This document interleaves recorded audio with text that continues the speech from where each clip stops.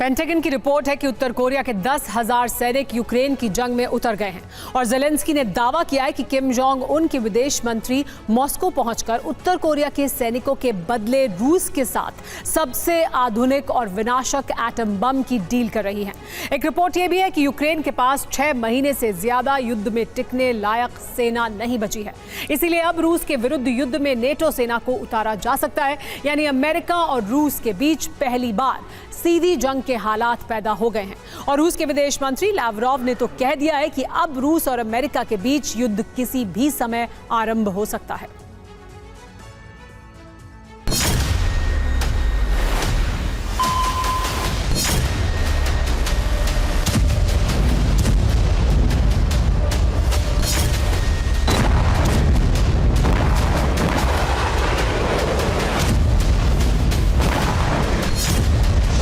इधर Kim Jong Un के 10,000 सैनिक यूक्रेन के खिलाफ युद्ध में उतर गए।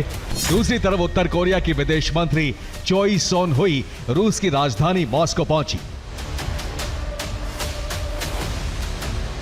रूस के विदेश मंत्री सरगेई लावरोव के सामने बैठकर किम जोंग उन की मंत्री ने जो कहा उसका एक ही मतलब निकलता है, अब किम की क्रूर सेना यूक्रेन के अंदर दाखिल होकर कत्लेआम मचाएगी।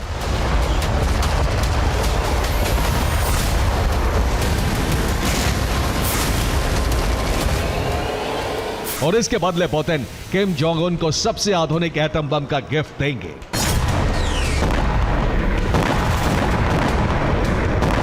किम जोंग उन ने एक बार फिर लंबी दूरी की बैलिस्टिक मिसाइल का परीक्षण किया है और मॉस्को पहुंची उत्तर कोरिया की विदेश मंत्री ने जो कहा उसके बाद एक बात शीशे की तरह साफ हो गई है कि दुनिया एक बड़ा परमाणु धमाका देखने वाली है।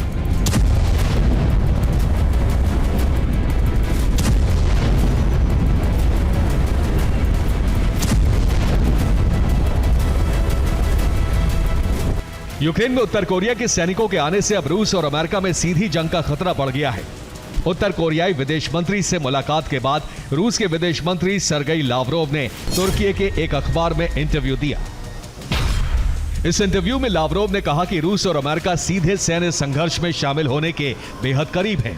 पहली बार रूस और अमेरिका के बीच सीधी जंग हो सकती है।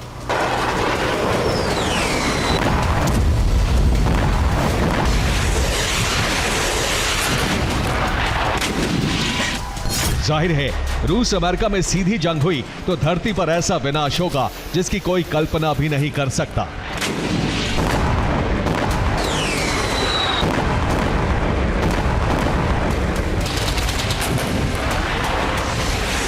लावरोव के इंटरव्यू के बाद पेंटागन में हड़कंप मचा है, क्योंकि रूस और अमेरिका की सीधी जंग हुई तो आधुनिक परमाणु तकनीक के लिए पुतिन के हमदर्द बने Kim Jong Un atom bomb से तबाही मचाने से पहले सोचेंगे नहीं।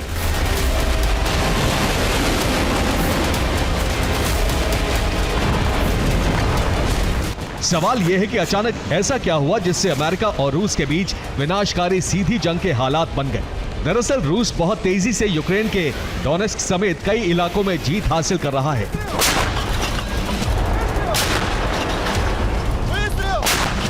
पिछले हफ्ते रिपोर्ट आई थी कि 18% यूक्रेन रूस के कब्जे में आ चुका है। रूस तेजी से यूक्रेन से कुर्स्क के इलाकों को भी वापस छीन रहा है। कुर्स्क के ओल्गोव्का में यूक्रेन के सैनिकों पर हुए रूस की बमबारी का ये सबसे नया वीडियो है। इसमें यूक्रेन के सैनिकों की एक टुकड़ी पैदल सड़क पार करती दिख रही है। अचानक तेज धमाका होता है और पूरा इलाका काले धुएं से भर जाता है।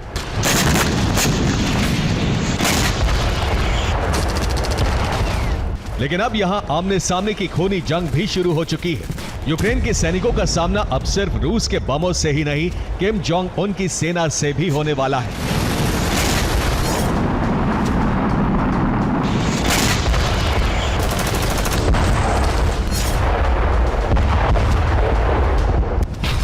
पेंटागन ने इस सप्ताह आकलन किया है कि रूस में उत्तर कोरिया के 10,000 सैनिक आ चुके हैं और इनमें से करीब 3,000 सैनिकों को कुर्स्क की तरफ भेजा गया है।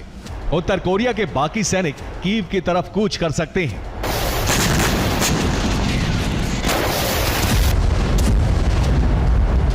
लेकिन जंग में उत्तर कोरिया की सेना के उतर जाने को लेकर जेलेंस्की ने पेंटागन से अलग दावा किया है।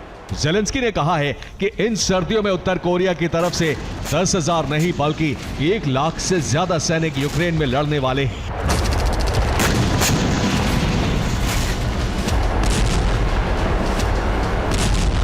रूस ने अपनी धरती पर उत्तर कोरियाई सैनिकों की मौजूदगी की ना तो पुष्टि की है और ना ही खंडन किया है। सिर्फ इतना कहा है कि प्योंगयांग के साथ उसका सहयोग, रक्षा साझेदारी सबसे मजबूत हो गई है।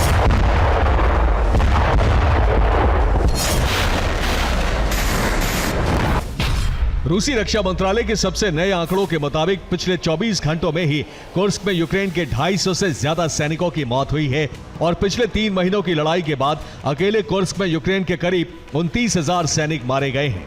यूक्रेन में रूसी ड्रोन हमलों की संख्या जुलाई में 350 से बढ़कर अगस्त में 750 और सितंबर में 1500 हो गई है। रूस का दावा है कि पिछले 3 महीनों में उन्होंने कुर्स्क में यूक्रेन के 180 टैंक, 1062 बख्तरबंद लड़ाकू वाहन, 254 तोपें, 11 हाइमर्स और 6 अमेरिकी MLRS को तबाह कर दिया है। फरवरी में यूक्रेन के युद्ध को पूरे 3 साल हो जाएंगे। इतनी लंबी जंग लड़ते लड़ते यूक्रेन के पास लड़ने वाले सैनिकों की कमी हो गई है। यूक्रेन को अब हर मोर्चे पर मुश्किल आ रही है। अमेरिका और नेटो से मिल रही सप्लाई भी अब कम होने लगी है। दूसरी तरफ रूस पर हथियारों की कोई कमी नहीं है और सैनिकों की कमी को पुतिन ने किम की सेना उतारकर पूरा कर लिया है।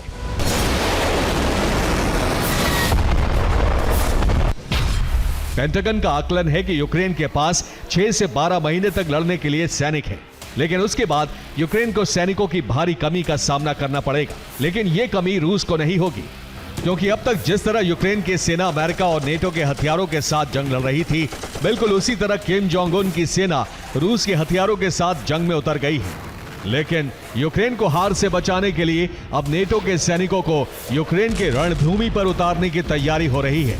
अगर ऐसा हुआ तो रूस और नेटो के बीच सीधी जंग शुरू हो जाएगी। Bureau report, TV9, Bharatvarsh.